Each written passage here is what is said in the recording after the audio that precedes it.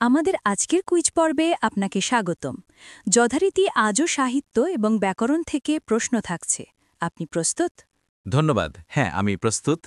প্রথম প্রশ্ন, গৃহদাহ উপন্যাসটির রচয়িতা কে? গৃহদাহ উপন্যাসটির রচয়িতা হলেন প্রখ্যাত সাহিত্যিক শরৎচন্দ্র চট্টোপাধ্যায়। এই উপন্যাসটি ১৯২০ সালের মার্চ মাসে প্রকাশিত হয়েছিল। চমৎকার। মানচিত্র নাটকটির রচয়িতা কে? মানচিত্র নাটকটির রচয়িতা আনিস চৌধুরী। নাটক মানচিত্রের রচয়িতা হলেন আনিস চৌধুরী। তিনি একজন প্রখ্যাত বাংলাদেশী নাট্যকার ও ঔপন্যাসিক। নীলকণ্ঠ শব্দটি কোন সমাস?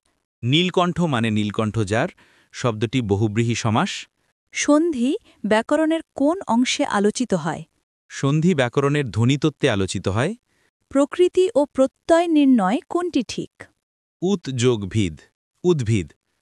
প্রকৃতি প্রত্যয় নির্ণয়টি ঠিক। কোনটি কোকিল শব্দের প্রতিশব্দ নয়? পরভৃৎ কোকিল শব্দের প্রতিশব্দ নয়, এর অর্থ কাক। বাক্যের অনুজ্ঞাপদগুলো কি? বাক্যের অনুজ্ঞাপদগুলো মূলত ক্রিয়াপদের রূপ। কোনটি শুদ্ধ বানান? নির্নিমেষ, বানানটি শুদ্ধ। যা দীপ্তি পাচ্ছে এক কথায় কি হবে? যা দীপ্তি পাচ্ছে এক কথায় হবে দেদীপ্যমান। কদাচার শব্দটি কোন সমাস? কদাচার কু যে আচার, তৎপুরুষ সমাস। নজ বা উপসর্গ তৎপুরুষ। উদ্যোগ এর সন্ধিবিচ্ছেদ কি? উদ্যোগ এর সন্ধিবিচ্ছেদ হল উত যোগ যোগ।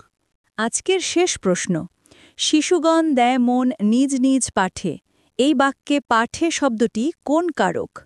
পাঠে মানে পাঠ বিষয়ে, শব্দটি অধিকরণ কারকের সপ্তমী বিভক্তি। প্রিয় শিক্ষার্থী বৃন্দের জন্য প্রশ্ন, কাজী নজরুল ইসলামের উপন্যাস কোনটি? সঠিক উত্তর কমেন্টস করে মেধা যাচাই করুন। এমন অসংখ্য ভিডিও পেতে কমেন্টে দেওয়া আমাদের ইউটিউব চ্যানেল ফলো করুন। ধন্যবাদ।